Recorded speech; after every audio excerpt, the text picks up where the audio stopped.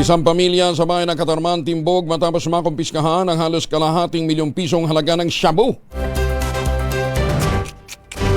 Detalye ng balita mula kay Jane Galit Bantayan, Aris 34, Jane May Buntag.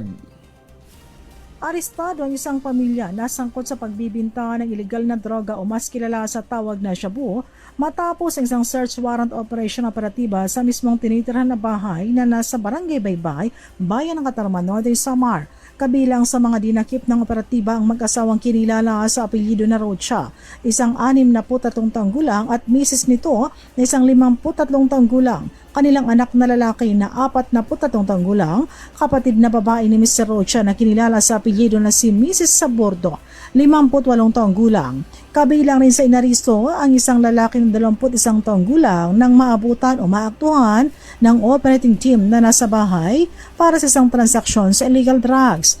Kabuang 449,000 na halaga ng shabu ang nasabat sa nasabing search warrant operation at mga drug paraphernalias. Ayon sa PNP, matagal na ang ginagawang pagbibinta ng illegal na droga ng nasabing pamilya. Ang bahay ay may tuturing na drug den kung saan 24/7 bukas. Katunayan, ng lusubin ito ng otoridad, nagkalat pa ang mga drug paraphernalia sa loob. Ang operasyon nilulusad na pinagsalib na pwersa ng Katarman Police, Northern Samar Police Provincial Drug Enforcement Unit, Provincial Intelligence Unit at PDEA.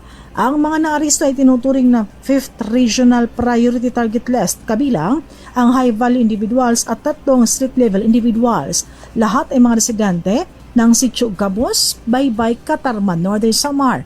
Nakakulong na mga ito at naharap sa paglabag ng Section 11 at 12 ng Republic Act 9165 o Comprehensive Dangerous Drugs Act.